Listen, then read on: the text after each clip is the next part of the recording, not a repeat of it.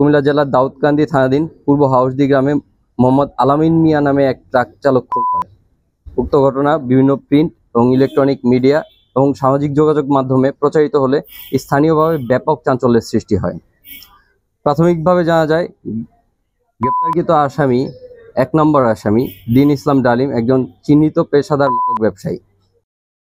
Victim আলামিন বিভিন্ন সময়ে আসামি ডালিমকে মাদক বিক্রয়ে বাধা প্রদান করায় ভিকটিমের সাথে আসামির বিরোধের সৃষ্টি হয়। উক্ত বিরোধের জেরে ধৃত আসামি সহ অন্যান্য পলাতক আসামিরা ভিকটিমকে হত্যার পরিকল্পনা করে।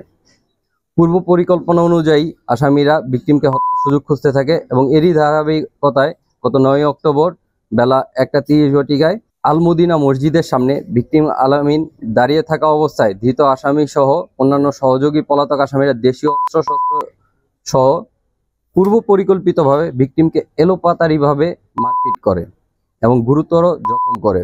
ভিকটিমকে উদ্ধার করে দাউদকান্দি উপজেলা স্বাস্থ্য কমপ্লেক্সে নিয়ে গেলে চিকিৎসক পরীক্ষা নিরীক্ষা করে ভিকটিমকে মৃত ঘোষণা করে।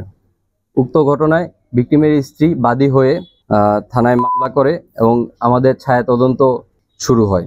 গোয়েন্দা নজরদারি এবং প্রাপ্ত তথ্যের ভিত্তিতে উক্ত ঘটনায় জড়িত প্রধান আসামি দিন ইসলামকে ডিএমপি থানার বনানী থানাধীন কাকলি এলাকায় শনাক্ত করা হয়। পরবর্তীতে গোয়েন্দা তথ্যের ভিত্তিতে প্রযুক্তি সহায়তায় র্যাব ১-এর যৌথ অভিযানে উক্ত আসামিকে গ্রেপ্তার করা হয় এবং ঘটনার সাথে ডালিম যে জড়িত এই কথা ভিকটিমের স্ত্রী শেয়ার করেন। প্রাথমিক জিজ্ঞাসাবাদে উক্ত হত্যাকাণ্ডের সাথে সম্পৃক্ততার কথা আসামি জানিয়েছে এবং তার বিরুদ্ধে আইনানুগ ব্যবস্থার জন্য থানায় হস্তান্তর করা হবে।